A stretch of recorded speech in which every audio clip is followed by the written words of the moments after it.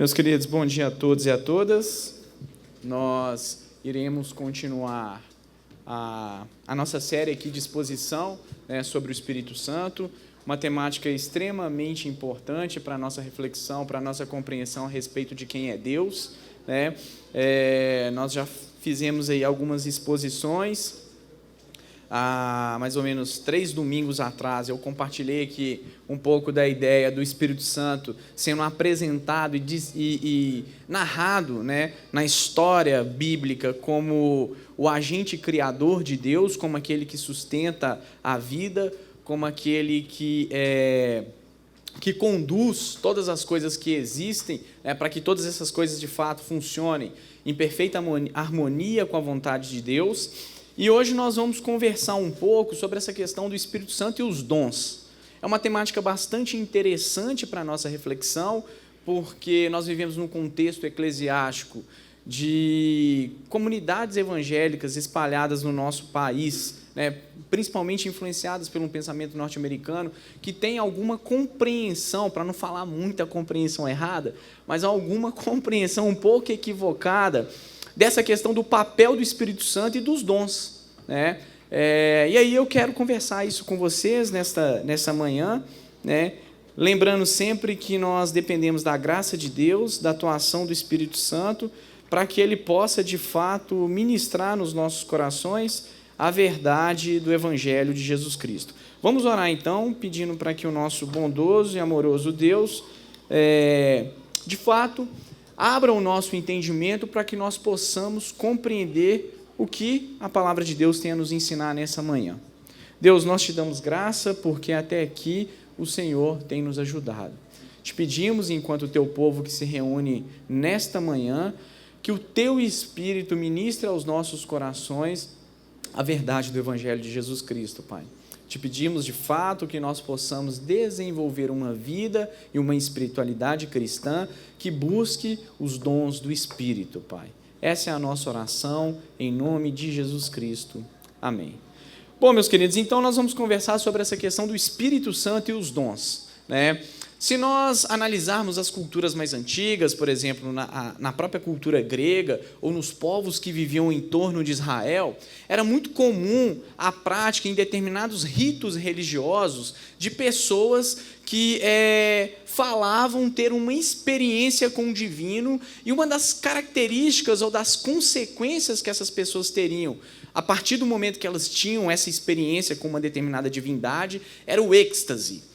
Era falar algum idioma, falar alguma coisa que ninguém compreendia, era ter uma experiência que as pessoas do cotidiano aqui, daquela prática religiosa, não compreendiam. Então, essa questão de ser arrebatado pelo divino, o divino aqui, porque eu não estou falando de Deus, estou falando de divino como fenômeno da manifestação da crença ou da suposta crença em Deus nas tradições religiosas. É uma expressão muito comum nas ciências da religião. E aí, essa questão ela vai permear também o imaginário do Novo Testamento, porque no mundo antigo, a igreja cresce, e ela cresce dentro dessa compreensão dos povos que viviam em torno de Israel, como os gregos, os romanos, enfim. E a perspectiva que o Novo Testamento vai trazer, da experiência que aquelas pessoas terão com o Espírito Santo, não será meramente uma experiência de um êxtase religioso, mas a compreensão que a narrativa bíblica vai trazer para o nosso entendimento, e principalmente o segundo volume do Evangelho de Lucas, que é Atos, que é a sequência do Evangelho de Lucas, e as cartas paulinas, e uma especificamente aqui que nós vamos ler, que é a carta de Paulo aos Coríntios, é que, de fato, quando o Espírito Santo ele atinge o coração de uma pessoa e capacita essa pessoa com os dons, com carisma, carisma é a palavra no grego, ele capacita essa pessoa para que essa pessoa possa ser o quê? Instrumento de Deus no corpo de Cristo, e para que essa pessoa possa gerar no corpo de Cristo a unidade e não a divisão. Nós vamos ver aqui, a partir do texto que Paulo escreve aos Coríntios, que aquelas pessoas, de fato, que entendem o senhorio de Jesus Cristo sobre toda a sua vida, são as pessoas que são cheias do Espírito. A evidência plena da manifestação do Espírito Santo na vida de um indivíduo é o quê? É se essa pessoa reconhece Cristo como Senhor. Não é se essa pessoa ora em línguas. Não é se essa pessoa ela desvenda o futuro. Não é isso que o apóstolo Paulo vai chamar as nossas atenções aqui nessa manhã, que nós vamos ler um texto de 1 Coríntios, capítulo 12, do verso 1 ao 11. Então, nós precisamos compreender isso, por quê? Principalmente a partir de 1906, 1910, com o surgimento do pentecostalismo nos Estados Unidos e com a vinda, a partir de 1940 e 60, de irmãos e irmãs norte-americanas para o Brasil e muito influenciados por essa questão do pentecostalismo, e chegaram aqui no Brasil e abriram várias igrejas de matrizes pentecostais, e nada contra o pentecostalismo, até pelo fato de, nas comunidades periféricas do nosso país, é o pentecostalismo que inclui o negro, o pobre, o favelado. De fato, a religião do negro, se nós pudermos dizer dessa forma, no nosso país, não é um bando e o candomblé, mas é o pentecostalismo com uma vertente do cristianismo evangélico. É só olhar o senso aí, que isso está muito presente, mas esses irmãos e irmãs trouxeram uma leitura um pouco equivocada da experiência que os irmãos da igreja primitiva terão em Atos, no capítulo 2, porque é muito comum na tradição pentecostal a compreensão de que a evidência de que você foi batizado pelo Espírito Santo é a oração em línguas, e não é isso que o Paulo vai chamar a nossa atenção e o que eu quero conversar com vocês. De fato, a evidência de que você foi batizado pelo Espírito Santo é quando o seu coração é assaltado pela graça e pelo amor redentivo de Jesus Cristo. John Stott usa a linguagem de que, quando você se converte, é um pacote só que o Espírito Santo infunde no seu coração. A regeneração, a salvação, o batismo no Espírito. Então, é sobre essas questões que eu quero conversar com vocês aqui nessa manhã, porque nós precisamos ter uma compreensão correta e equilibrada de quem que é o Espírito Santo e da ação do Espírito Santo. Porque olha o problema que nós vamos criar tendo essa compreensão de que a evidência, então, da manifestação do Espírito Santo na vida de irmãos e irmãs é a oração em língua. Então, quem não ora em língua é como se fosse um crente inferior àquela pessoa que ora em língua. Vocês estão conseguindo entender? E não é isso que Paulo vai falar. Então, vamos abrir as nossas Bíblias em 1 Coríntios, capítulo 12, e vamos conversar sobre essa temática.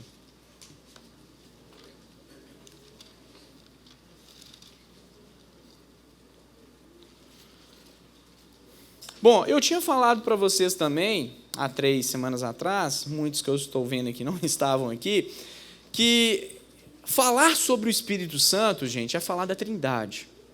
Quando nós olhamos para a história da igreja, nós percebemos, principalmente com 2 pais da igreja, Basílio de Cesareia e Atanásio, principalmente Basílio de Cesareia, ao escrever um tratado sobre o Espírito Santo, é uma obra fenomenal, nós vimos ali as primeiras tentativas, de fato, na história ou na tradição cristã, de compreender, por meio de uma formulação teológica, a atuação do Espírito Santo. E quem estava aqui lembra que eu falei que isso acontece por quê? Porque começam a surgir heresias dentro da própria igreja, que começam a questionar a divindade do Espírito Santo. Então, os primeiros padres, os primeiros pais, que estavam sistematizando ali a crença apostólica, ao perceber que um ensino errado estava entrando na igreja, começa a falar assim, olha, não é isso que nós acreditamos. Nós acreditamos naquilo que nós recebemos dos apóstolos. E o que nós recebemos dos apóstolos é o quê? Que o Espírito é tão Deus quanto o Filho e quanto o Pai. E aí nós conversamos sobre a questão, então, do Espírito Santo ser descrito na narrativa bíblica como Deus criador e sustentador de todas as coisas que existem. Vamos ler agora, então, dando sequência a toda essa série que nós estamos fazendo aqui pós-Páscoa. É fundamental a gente fazer essas conexões com o calendário cristão.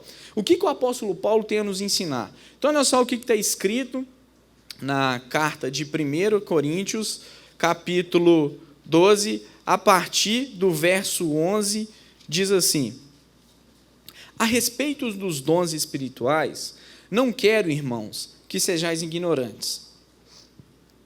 Sabeis que outrora, quando eres gentios, deixáveis conduzir pelos ídolos mudos, segundo eres guiados. Por isso vos faço compreender que ninguém que fala pelo Espírito de Deus afirma anátema, Jesus. Por outro lado, ninguém pode dizer Senhor Jesus, senão pelo Espírito Santo. Ora, os dons são diversos, mas o Espírito é o mesmo. Preste atenção nisso, gente. Ora, os dons são diversos, mas o Espírito é o mesmo. E também há diversidade nos serviços, mas o Senhor é o mesmo. E há diversidade nas realizações, mas o mesmo Deus é quem opera tudo em todos. A manifestação do Espírito é concedida a cada um visando a um fim proveitoso, porque a um é dado, mediante o Espírito, a palavra de sabedoria, e a outro, segundo o mesmo Espírito, a palavra de conhecimento. A outro, no mesmo Espírito, a fé, e a outro, no mesmo Espírito, dons de curar. A outro, operações de milagres, e a outro, profecia. A outro, discernimento de espíritos. A um, variedade de línguas, e a outro, capacidade para interpretá-las. Mas um só e o mesmo Espírito realiza todas estas coisas, distribuindo-as como lhe apraz, a cada um individualmente. Então, primeira coisa que nós precisamos compreender dessa atuação do Espírito Santo, na revelação que Deus faz de si mesmo na história, né? Eu já falei aqui que revelação é entendido no contexto contemporâneo como algo equivocado, né? Como se Deus te desse a capacidade de revelar, de mostrar o futuro. Deus pode fazer isso sim, dentro da sua vontade, dentro da sua soberania, mas revelação é o ato de Deus se fazer conhecido teologicamente para aqueles que não o conheciam. Então, esse Deus que se mostra para a humanidade, que se revela para a humanidade, ele é uma trindade. E aqui especificamente nós estamos vendo papel da terceira pessoa da Trindade. Então, na narrativa bíblica, a terceira pessoa da Trindade, o Espírito Santo, ele vai ser descrito como aquele que manifesta os dons, né? Como aquele que, por meio de graça, de dádiva, nos oferece os dons para que, de fato, nós possamos viver uma vida em comunidade. Segunda leitura que Paulo está fazendo aqui, uma vida em unidade. Isso é fundamental. Né? Então, os dons espirituais são capacitações divinas para ministrar a graça de Deus que opera através do serviço, edificando a igreja e glorificando a Deus. Segundo um grande teólogo batista norte-americano, Millard Erickson, né, nós podemos compreender, então, os dons como o quê? Como essa graça, essa dádiva que o Espírito oferece, segundo a sua vontade e o seu querer. Isso é importantíssimo. Então, você pode orar por um dom, pode buscar um dom, mas se não for da vontade de Deus, você não vai ter, tem que estar com isso muito claro na sua compreensão. Uma segunda questão que o Millard Erickson coloca, os dons são concedidos ao corpo, à igreja. Né? Uma outra questão que a gente precisa entender, não existe uma única pessoa que detenha todos os dons, e também não há nenhum dom que seja concedido a todas as pessoas, e todos os dons que o Espírito oferece são importantes. A partir disso, então, meus queridos, e a partir desse texto do apóstolo Paulo, eu quero conversar com vocês, então, sobre 3 pontos aqui desse ensinamento. Tá claro? O primeiro ponto que eu quero abordar com vocês é que só pelo Espírito Santo nós podemos reconhecer o senhorio de Jesus Cristo sobre as nossas vidas. Quando nós pegamos esse texto, e Paulo ele começa a falar a partir do verso 1 no capítulo 12, né? Se você conferir aí na sua Bíblia, e eu chamo você a conferir, olha aqui que Paulo começa a falar, olha, a respeito dos dons espirituais, não quero, irmãos, que sejais ignorantes. Sabeis que outrora, quando eres gentios, deixáveis conduzir-vos aos ídolos mudos, segundo eres guiados. Por isso vos faço compreender que ninguém que fale pelo Espírito de Deus afirma anátema Jesus. Por outro lado, ninguém pode dizer Senhor Jesus, senão pelo Espírito Santo. O que Paulo está trazendo à nossa compreensão aqui? Algo que vai estar muito presente na carta aos Efésios, né? Que é o Espírito Santo que nos dá um entendimento correto a respeito de quem é Jesus Cristo. Não tem como você ter ou tentar construir um relacionamento com o Filho de Deus, com o próprio Deus encarnado, Jesus, o rosto humano de Deus, se o Espírito Santo não habitar em você. É só sobre aqueles, de fato, que reconheceram que Cristo é o Senhor e Salvador, que o Espírito oferece os seus dons, que o Espírito manifesta a sua dádiva. E é interessante quando a gente vai estudar o contexto aqui da carta aos Coríntios. Paulo escreve essa carta em torno do ano 55 e 57 do primeiro século, né? Na verdade, essa não é a primeira carta, essa é a segunda carta, a primeira carta se perdeu, né? Paulo estava orientando aquela igreja, que era uma igreja ali extremamente problemática, a como aquela igreja deveria viver em unidade, porque divisões estavam acontecendo dentro daquela igreja. Se nós começarmos a ler os primeiros capítulos da carta aos Coríntios, nós vamos ver o quê? Um dos problemas que tinham ali é que uns falavam que eram de Paulo e outros falavam que eram de quem? De Apolo. E aqui um outro problema está aparecendo, né? Estava tendo divisão ali na igreja porque uns estavam se achando no direito de se considerarem melhores do que os outros, pelo fato de terem recebendo essa dádiva dos dons do Espírito Santo. E Paulo chama a nossa atenção que não pode existir divisão na igreja, que os dons são oferecidos por meio do Espírito Santo, para que, de fato, nós possamos compreender que Cristo é o Senhor sobre todas as coisas. E é interessante, meus queridos, se nós fizermos aqui um paralelo com Atos, o capítulo 2, né, um texto também que é, por alguns, mal interpretado, nós vamos ver que a igreja, ela, antes do evento do Pentecostes, ela não realiza a sua obra missionária. O Pentecostes, então, a capacitação do Espírito Santo ali sobre os primeiros irmãos e as primeiras irmãs, é o quê? É o selo do Espírito mostrando para aqueles irmãos e para aquelas irmãs que a obra que eles iriam fazer iriam ser uma obra conduzida pelo Espírito Santo. Por isso que a missão, ela não é da igreja, é do Espírito. Tudo que eu e você viemos a realizar, que esteja em conformidade com o Evangelho de Jesus Cristo, é o Espírito que nos leva a fazer. E aí, Paulo está chamando esses irmãos aqui, olha, espera aí, vocês estão agindo como se fosse o quê? Como se fossem ignorantes. Olha como é que vocês estão agindo como os pagãos, que tem divisão no meio deles por causa de um achar que é melhor do que o outro pela função que ele está exercendo. Vocês não podem fazer isso. Porque esse Espírito aqui, que o Cristo enviou, que procede do Pai e do Filho, é o Espírito que leva o povo de Deus, a comunidade eleita, a estar fundada na unidade do Evangelho de Jesus Cristo. É isso que Paulo está chamando a atenção deles aqui. Né? Isso leva, por exemplo, a Abraham Kuyper a escrever que não há 1 centímetro do universo da qual Cristo não clama que não seja o quê? Dele. Por quê? Paulo está falando o quê? Que o Espírito nos leva a compreender a unidade do corpo e ao senhorio de Jesus sobre todas as coisas, sobre tudo que existe. Então, entenda isso, meu irmão e minha irmã. Nós, se de fato queremos ser cheios do Espírito Santo, temos que ter o nosso coração totalmente entregue a Jesus Cristo. Né? O Igor gosta de usar a expressão que o evangelho é letal, mas de fato é. Não tem como você fugir dessa perspectiva. Porque quando o amor gracioso de Deus assalta o seu coração, a sua vida que não tinha rumo, que não tinha sentido, ela passa a ter um rumo agora. Você diminuir para que Cristo cresça em você. Então, é isso que o Espírito faz.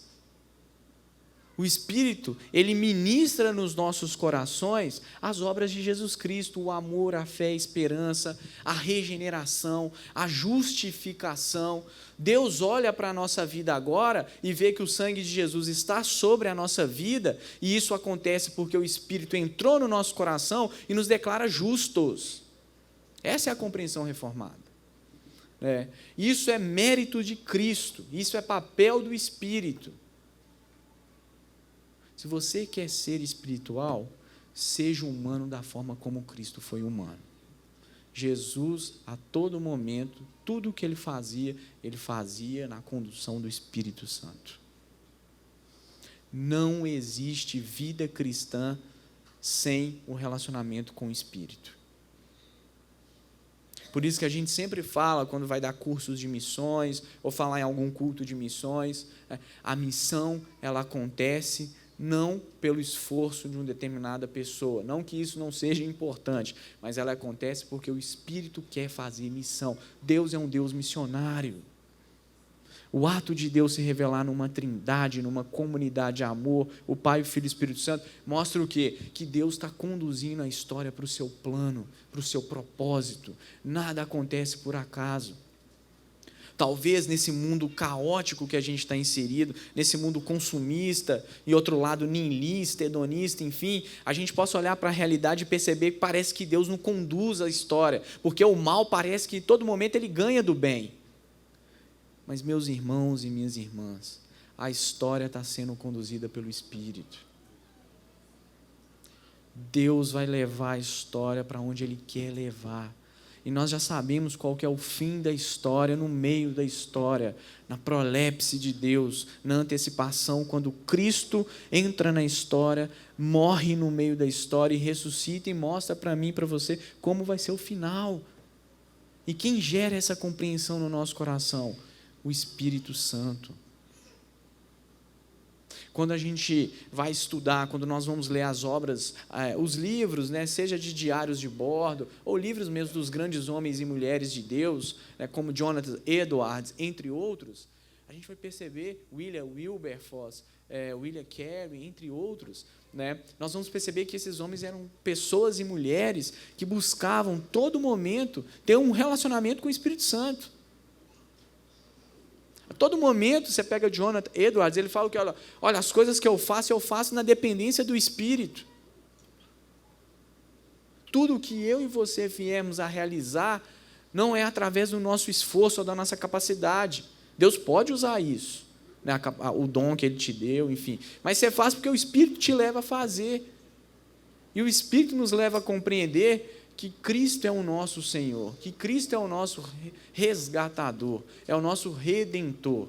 Né? Os irmãos aqui estavam tendo esse problema na comunidade de Corinto. Olha, se a gente for analisar a cidade de Corinto, é uma cidade que se assemelha ao mundo contemporâneo de hoje. Né? Tem muitos irmãos e irmãs que, querendo furar a moralidade cristã, viram e falam, não, mas no tempo bíblico a questão da sexualidade era uma, hoje é muito mais aflorado, não tem como as pessoas darem conta disso. Meus queridos, no tempo de Corinto aqui, a sexualidade e outras coisas eram vistas como uma forma de adorar a divindade. Então as pessoas faziam sexo no culto das divindades, como no templo de Apolo, de Afrodite.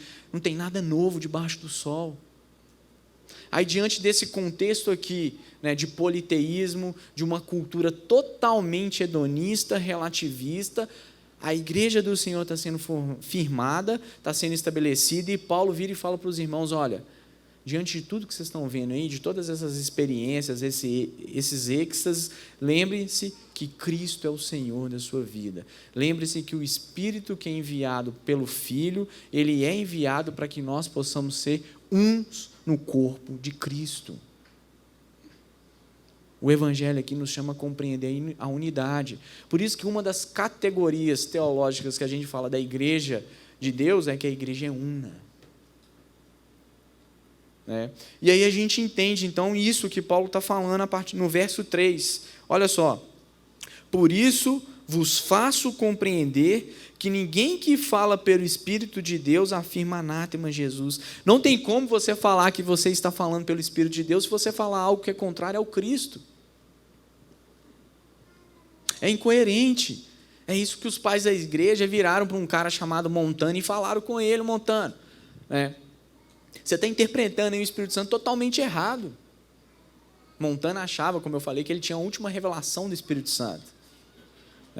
E tinha umas mulheres que acompanhavam Montano, tipo igual tem o Henrique Cristo hoje, né? Sempre tem umas doideiras, né, gente? Sempre tem uns peidados da cabeça, é normal na história da humanidade. Mas Basílio de Cesareia vira e fala, não tem como, o Espírito me leva a compreender que Jesus é Deus, e eu olho para Jesus e eu compreendo que o Espírito é Deus. É uma comunicação das três pessoas eternas que nos fazem compreender o entendimento correto de Deus. Olha que loucura seria se Deus fosse totalmente confuso, né, no seu processo de comunicação para o ser humano, e se cada um aqui entendesse Deus de uma forma. No Evangelho, no caminho cristão, não tem como isso acontecer. Porque o Espírito Santo é aquele que nos tem o papel de compreender quem é Deus. Segundo Paulo, é o Espírito que nos dá o entendimento e faz com que nós venhamos entender que o Pai é o Pai. Então entenda isso. Por mais livros de teologia que você possa ler, e tem que ler, eu leio, eu dou aula, enfim, né? Você só vai compreender de fato o Evangelho de Jesus Cristo o dia que o Espírito Santo tocar no seu coração. Você só vai desenvolver uma vida de relacionamento com o Espírito o dia que você entender o senhorio de Jesus Cristo. É isso que Paulo está falando aqui para os irmãos. Olha, vocês não podem conduzir a vida de vocês da forma como vocês conduziam antes, igual os pagãos, igual as pessoas que existem aqui na cidade de Corinto. Vocês têm que lembrar o quê? Que é o Espírito de Deus que faz vocês a compreenderem que Jesus é o Senhor de todas as coisas. Então, busque isso na sua vida, meu querido e minha querida. Busque desenvolver uma espiritualidade que inclui o Espírito Santo.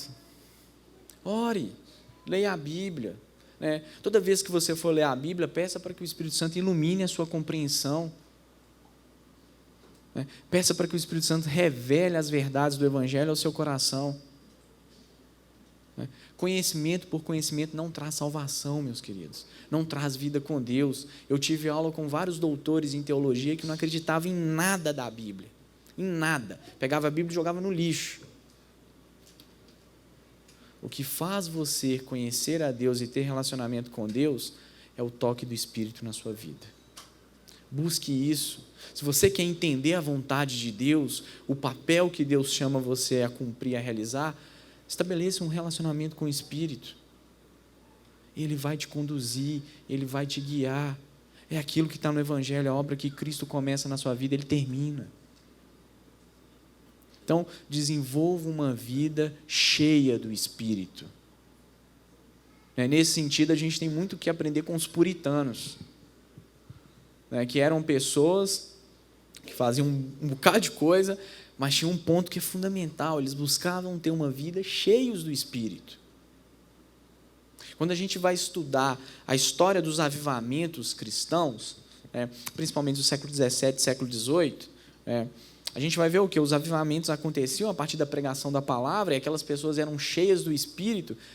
O que a pregação da palavra tem a ver com ser cheio do Espírito? Tudo a ver. A palavra fala de quê? De Cristo. Quando você compreende Cristo, o Espírito de Cristo habita em você. Aí, de fato, o avivamento acontece. Então, firme os seus pés nisso aqui que Paulo está falando. Coloque o seu coração, entregue o seu coração nas mãos desse Senhor aqui que Paulo está chamando a nossa compreensão, o Cristo. Ele é o que sabe o que é o melhor para a sua existência.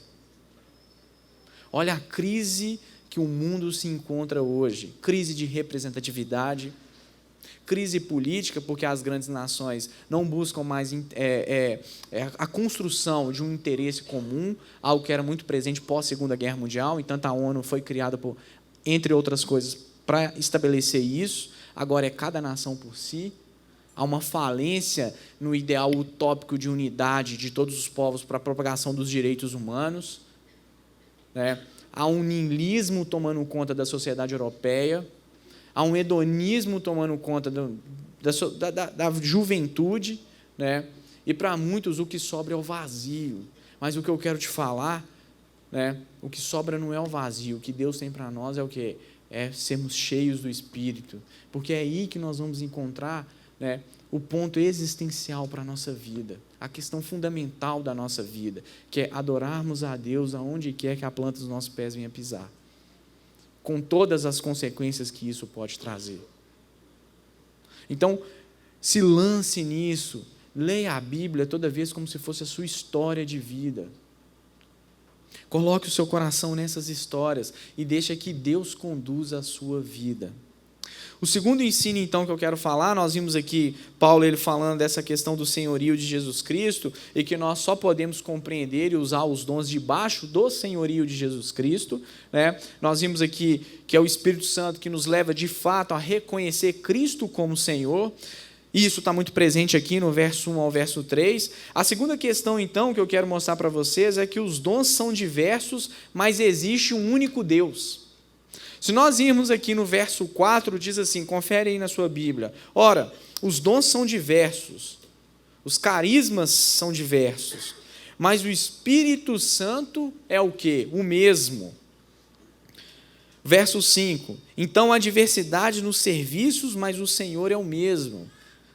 E aí a gente olha então para essa diversidade dessa dádiva dos dons que o Espírito oferece para o povo de Deus. E é interessante, gente, porque quando a gente olha para a Trindade, para o Deus cristão, o Pai, o Filho e o Espírito Santo, a Trindade é uma unidade na diversidade. São 3 pessoas distintas, então você tem uma diversidade ali de 3 pessoas, mas é um único Deus, não é um triteísmo, é um monoteísmo. É um único Deus por quê? Porque cada uma dessas 3 pessoas tem aquilo que a gente chama na filosofia da mesma natureza, da mesma essência, as mesmas características. O que faz com que o Pai seja Deus é o mesmo que faz com que o Filho seja e que o Espírito seja. Por isso que não são 3 deuses. Não é um triteísmo, é monoteísmo. E aí a gente percebe que se há uma diversidade no próprio ser, na própria natureza de Deus, no povo de Deus também, Deus chama esse povo a ser o quê? Diverso, mas lembrando que existe só um único Deus, só um único Senhor. Então a igreja deve ser o lugar onde a pluralidade dos dons deve ser manifestada, onde a multiforme graça de Deus deve ser o quê? Evidente, manifestada. Então, existem vários dons aqui, Paulo ele coloca alguns, nós temos mais outras, pelo menos outras 4 listas aqui no Novo Testamento, no próprio texto aqui da carta aos Coríntios, nos versos mais para frente, no capítulo 12, Paulo fala de outros dons. Nós vemos o quê? Uma diversidade de dons. Isso mostra como o nosso Deus é gracioso, como o nosso Deus trabalha com a pluralidade de serviços dentro do seu corpo. Deus chama cada um dos seus filhos para realizar uma tarefa, uma função. E nenhuma é superior à outra, cada uma tem a sua importância e o seu papel. Por isso que é um corpo. O braço não é mais importante do que a perna. O olho não pode ser mais importante do que a boca. Tudo, para ficar em pleno funcionamento, você precisa de tudo. E é isso que Paulo vai chamar a atenção aqui. Olha, os dons são diversos e são oferecidos pelo mesmo Deus para que a igreja funcione de forma harmônica, de forma plena. Esse é o papel que Deus nos chama a compreender. Então, nós vemos aqui o Espírito Santo, nós vamos ver posteriormente aqui essa questão dos dons aqui, mas é interessante a gente perceber que, por mais que o serviço no corpo de Cristo seja diverso, porque os dons são diversos, há uma única obra, a obra do Evangelho. Tá? E compreenda isso. E aí, Paulo, ele fala o quê? Olha, a partir do verso 6. E há diversidade nas realizações, mas o mesmo Deus é que opera tudo em todos. Ele está falando, olha, não pode haver divisão entre vocês, porque se de fato vocês estão recebendo esse carisma, esse dom, essa graça do Espírito Santo, é para que vocês compreendam que existe um único Deus, é para que vocês compreendam que Deus os chamou, os resgatou, para que vocês possam viver numa única igreja, numa unidade, numa comunidade de amor, onde cada um tem o seu papel para que o reino de Deus possa ser expandido, para que o reino de Deus possa ser anunciado. Então, o Espírito Santo não inicia separação, mas promove unidade. Aqui estava tendo divisão. E Paulo chama a nossa atenção. Então, por isso que ele fala, olha, existe uma diversidade de dons, de carisma, de carisma, de serviços, de diaconai. E ele fala o quê? Mas existe um único Senhor, que é Jesus Cristo. Que é Jesus Cristo. Então, aquele que direciona a igreja não é o ministro de louvor, não é o pastor, não é o teólogo, é o Cristo. É o Cristo. Ele que é o Senhor da igreja. Ele é aquele que conduz a igreja né, para o propósito que a igreja foi chamada a realizar no mundo. E qual que é o propósito que nós fomos chamados a realizar no mundo? Segundo Atos, capítulo 2, o nosso propósito é de glorificar a Deus. Nós glorificamos a Deus de diversas formas, anunciando o Evangelho, dando testemunho do Evangelho, vivendo os mandamentos do Evangelho de Jesus Cristo, ajudando os pobres, mas tudo isso em conformidade com o ensino de Jesus. Ore a Deus e busque de Deus para que Ele mostre para você qual que é o seu papel no reino. Ore a Deus e peça para Deus que Ele possa te usar na igreja que você está indo, na igreja que você serve. O Senhor quer que nós usemos os dons para o bem comum da humanidade, para o bem comum do seu povo e para a expansão do seu reino. Ninguém pode virar e falar que se Cristo de fato é o seu Senhor, que usa o dom para o seu bel prazer. Isso não pode acontecer. Né? E muitas vezes é isso que a gente vê, principalmente quando você liga a televisão no sábado de manhã. Né? Nos canais gospels que existem por aí. É uma tristeza, muitas vezes, irmãos, quando a gente vai ouvir um testemunho, o cara sempre ele vai falar, ou a mulher, tudo que ele fez. Não, eu esfaqueei, eu dei 5 tiros, eu fiz a bomba, eu fiz isso. A ênfase toda fica no que ele fez, mas ele não para falar, não, mas o que Jesus fez na minha vida foi isso. A ênfase da nossa vida, do nosso testemunho, da nossa experiência tem que ser o Cristo. Eu não posso virar e falar, agora eu tenho o dom de ministrar, de ensinar, e isso é para o meu prazer próprio. Isso não pode acontecer. Ou seja, o dom que você tem. É isso que estava acontecendo aqui nessa igreja. Paulo vira e fala, olha, está errado. Isso gera divisão. Em outras palavras, isso é pecado. Se Deus te deu um dom, não é para você se vangloriar com aquilo que Deus te deu. É para você abençoar a vida de pessoas, abençoar o corpo de Cristo, anunciar o reino de Deus. Lembre-se sempre de uma coisa que eu gosto sempre de falar. A graça de Deus nivela todo mundo por baixo. Todo mundo por baixo. Deus, ou diante de Deus, toda a nossa nudez é revelada, é exposta. Não esqueça disso. Então, nunca podemos utilizar os dons para nossa satisfação própria. Há vários dons, meus irmãos. Nunca pode existir uma pessoa que vira e fala, eu tenho todos os dons, ou eu tenho a revelação final do Espírito Santo. Fuja dessa pessoa. Ela deve ter outra coisa, não Deus. Pode ser o Deus Mônio, outras coisas aí. Zé Pilindro, sei lá, outras coisas. Boitatá, mula sem cabeça. Mas, de fato, Jesus Cristo é diferente. É isso que Paulo, assim... Meus irmãos, se a gente pegar essa estrutura aqui no grego, aqui, é como se Paulo tivesse enérgico, quando você vai traduzir o texto, ele está enérgico com os irmãos, que ele está chamando a atenção dos irmãos, falando, olha, o Evangelho é diferente disso. O Evangelho nos segrega. Ele nos seleciona a partir dos interesses humanos, mas a partir do interesse de Deus, é diferente. E segundo o que a Bíblia fala, a vontade de Deus é boa, perfeita e agradável. E aí, a gente tem que construir a nossa compreensão de Deus em cima disso aqui, que é a palavra dos apóstolos. Lembre-se disso, os dons são diversos, mas existe um único Deus.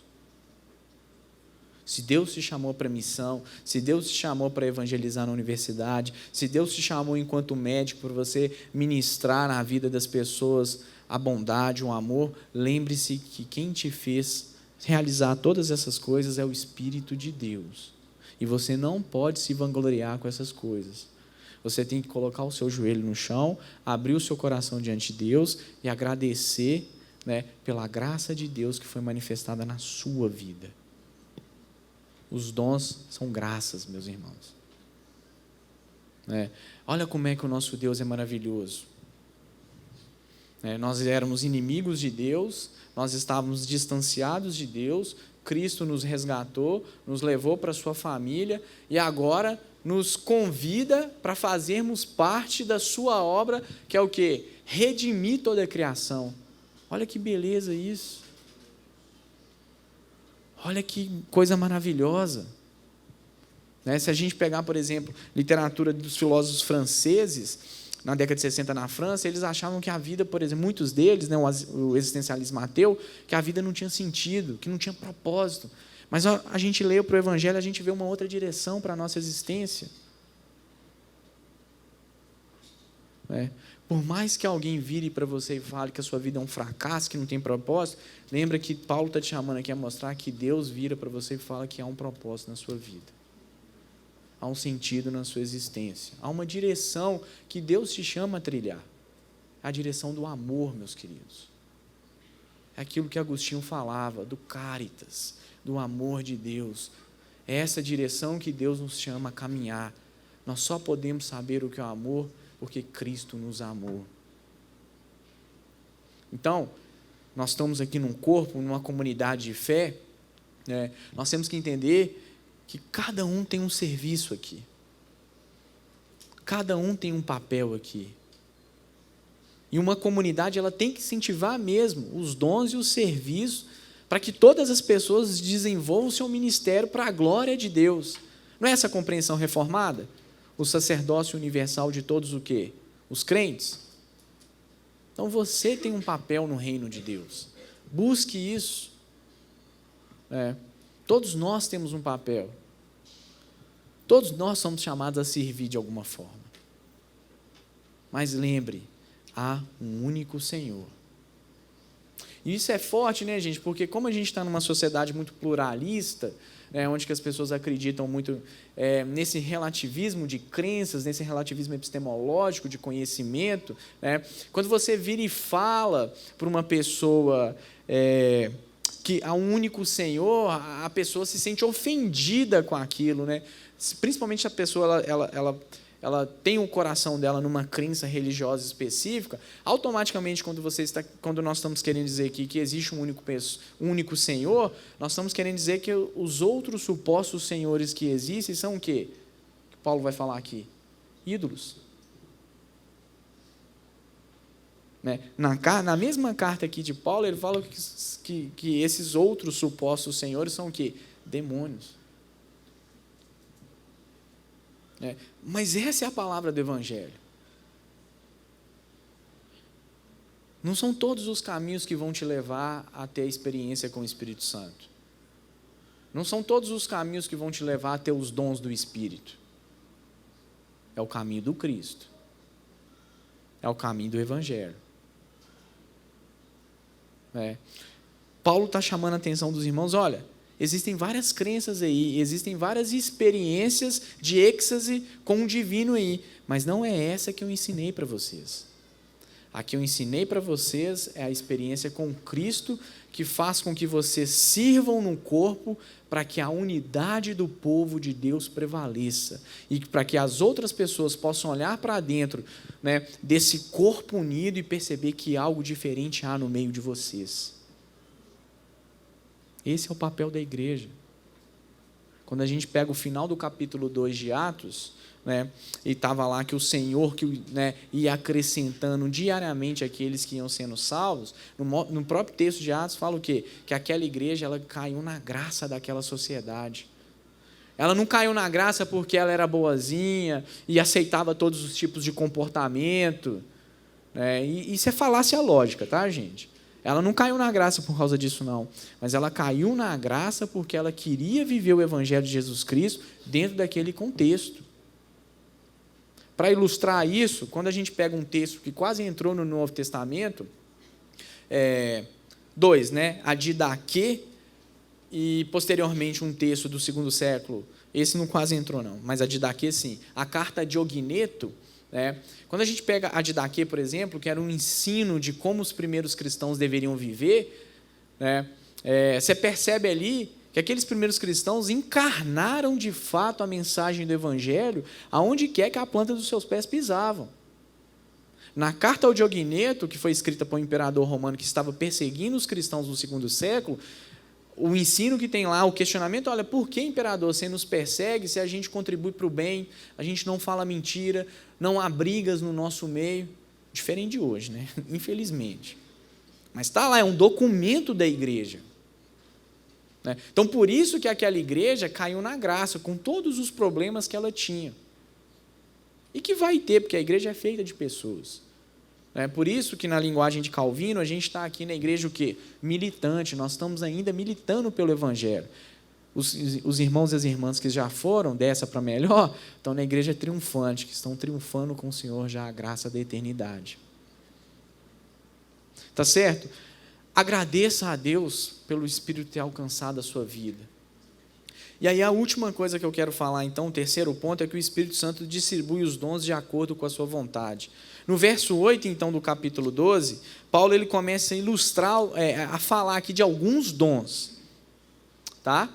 Não de todos os dons. Ele vira e fala assim, olha, porque a um é dada, mediante o Espírito, a palavra de sabedoria. A outro, o mesmo Espírito, a palavra de conhecimento. Então, o que Paulo está começando a falar aqui? Olha, que o Espírito vai dando para quem ele quiser, da forma como ele quiser, e quando ele quiser, os dons. Uns, né, então, aquele dom da sabedoria. Vocês lembram aquela história de Salomão? Né, que chegam duas mães lá com o menino, uma fala, é meu, a outra é meu, Salomão, então manda serrar no meio, né? Um fica com uma parte, outra... Aí a mãe verdadeira, a mãe verdadeira, ela se revela naquela história bíblica ali. Né? Então, existem pessoas que vão ter esse dom específico, né, de dar uma palavra de sabedoria. Existem pessoas que vão ter isso que Paulo está chamando aqui, né, esse dom do conhecimento. Né? Deus vai, por meio do Espírito Santo, vai dotar algumas pessoas da capacidade dessas pessoas conhecerem algo de uma forma mais profunda do Evangelho. É isso que Paulo está falando, tá? Do que outras pessoas. Aí Paulo vira e fala no seguinte, continuando aqui, a palavra do conhecimento. Né? Há outro no mesmo Espírito, a fé. É interessante, meus queridos, que essa fé aqui não é a fé salvífica. Esse dom que o apóstolo Paulo está falando aqui da fé, né, é um dom, né, para você compreender e acreditar naquilo que ele vai falar posteriormente, na operação de milagres e maravilhas.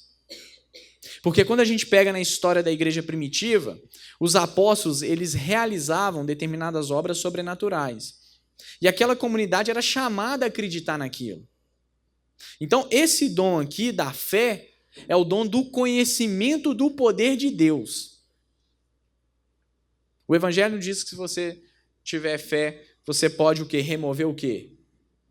Montanhas. Né? Então, é esse conhecimento aqui que Paulo está falando. Tá? É essa fé aqui, não é a fé da salvação. A gente sabe também que a fé da salvação é um dom. Mas não é essa aqui que Paulo está querendo dizer. É a fé de você confiar mais e mais em Deus. E nas obras milagrosas que Deus pode fazer usando os seus filhos. E suas filhas. Né? E aí ele continua. O dom de curar, a outra operação de milagres, a profecia, a outro discernimento de espíritos, a uma variedade de línguas e a outra capacidade para interpretá-las. Né? Então, existem pessoas, e a gente, quando você estuda a história da igreja, a história de missões, que tem esse dom de milagres. Agora, isso é todo dia, todo culto, igual em algumas comunidades acontece? Claro que não, meus irmãos. Existem pessoas, tem relatos de pessoas que foram em leitos de hospital quando outras pessoas estavam ali perdendo a sua vida e oraram e as pessoas voltaram à vida. Mas a pessoa fez isso porque ela tem um dom que o Espírito deu e o Espírito quis usar aquela pessoa para que aquela pessoa pudesse voltar à vida para que o reino de Deus possa ser glorificado e expandido. Vocês querem um exemplo de uma pessoa assim? A própria avó do Guilherme.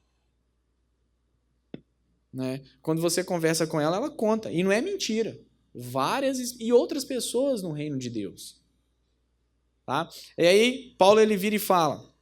Então, nós temos esse dom de operação de milagres, o dom de profecia. né? Se nós pegarmos o contexto aqui do Antigo Testamento, nós vamos ver que o profeta é aquele que chama as pessoas ao arrependimento com base na palavra de Deus. Deus pode permitir, sim, dentro da sua soberania, que algumas pessoas possam prever algo que vai acontecer, mas a essência do ministério profético não é aquilo que a gente chama de uma mensagem preditiva, de predição de futuro, mas é denunciar pecado. Então, tem alguns irmãos e irmãs que são levantadas por Deus com esse dom.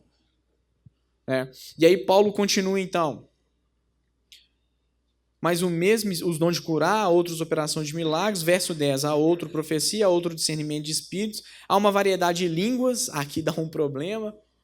De fato, Paulo está falando aqui que existe um dom da glosalia, de falar línguas estranhas. Em outra passagem, Paulo fala que existem pessoas que tem que ter pessoas dentro do corpo de Cristo para interpretar isso que está sendo falado, né? Alguns irmãos reformados não aceitam muito essa interpretação, e aqui eu sigo principalmente o Gordon Fee e o Craig Keener, que são dois grandes exegetas do Novo Testamento pentecostais. Bom, bem lembrado isso, né? E aqui a gente acredita, de fato, né, nessa experiência dos dons. A comunidade ela tem esse pressuposto, né, de ser uma comunidade avivada, né, que é uma comunidade que acredita que o Espírito Santo ele pode desenvolver e colocar na vida de algumas pessoas esse dom de línguas. A gente sabe que lá em Atos 42 não é esse dom aqui que Paulo está falando, porque lá em Atos, no evento do Pentecostes, o dom de línguas lá é falar no idioma dos judeus que viviam fora de Jerusalém, porque o Pentecostes era uma festa, era uma das 3 festas principais da comunidade judaica, que os judeus que viviam fora de Jerusalém tinham a oportunidade de ir até Jerusalém ao templo. Então nós vemos ali em Atos, no capítulo 2, Deus utiliza, né, os seus as primeiras pessoas que faziam parte da comunidade primitiva para falar na língua daqueles judeus que não falavam o aramaico nem o hebraico, né? Mas aqui é um outro dom que Paulo está falando. Tá? Então existe essa questão, e esse dom aqui da variedade de línguas não é evidência do batismo do Espírito Santo, foi o que eu falei na introdução. E aí ele continua então, e há outra capacidade para interpretá-las, mas um só e o mesmo Espírito realiza todas essas coisas, distribuindo-as como lhe apraz, e cada um individualmente. Então é isso aqui que Paulo está concluindo, nos chamando a compreender. É o Espírito que oferece os dons. É o Espírito que dá os dons para quem Ele quiser, segundo a sua vontade, segundo o seu propósito. E quando eu e você recebemos algum dom, nós temos que utilizar no corpo para a edificação de vidas e para a expansão do Evangelho de Jesus Cristo. Nunca nós podemos utilizar um dom para o nosso bel prazer. Ore e peça para que Deus derrame, por meio do Espírito Santo, os dons do Espírito sobre a sua vida.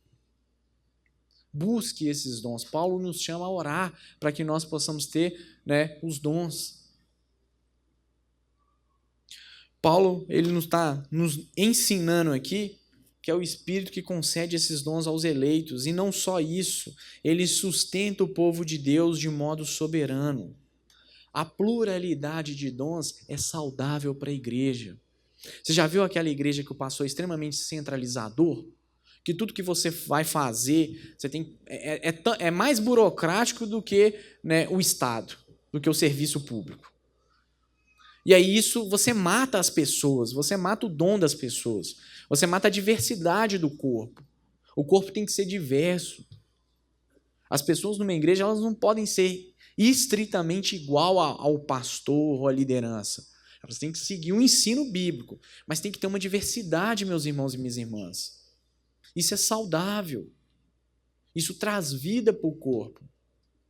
Né? Então, ore a Deus e peça para que Deus, né, revele para você a vontade dele para a sua vida e para que você tenha os dons do Espírito. E nós aqui, enquanto igreja, temos sempre que orar para que o Espírito Santo ache um lugar aceitável entre nós para que ele possa ministrar nos nossos corações sempre os seus dons, a sua vontade e o seu propósito.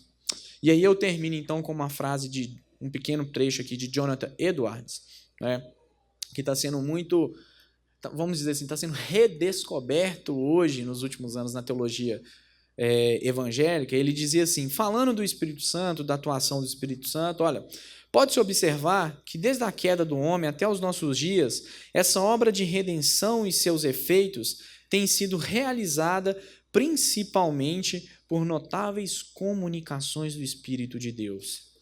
A maneira pela qual as maiores coisas têm sido feitas no tocante à realização dessa obra, a obra da redenção, a obra do Evangelho, é por meio de notáveis efusões do Espírito Santo, em manifestações especiais de misericórdia.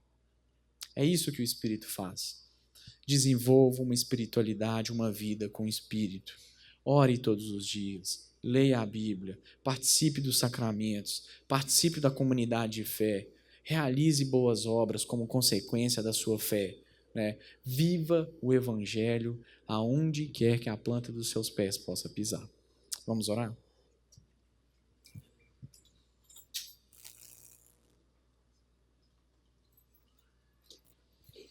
Senhor, graça te damos porque estamos aqui reunidos enquanto teu povo, enquanto comunidade de Jesus Cristo, na ministração da tua palavra.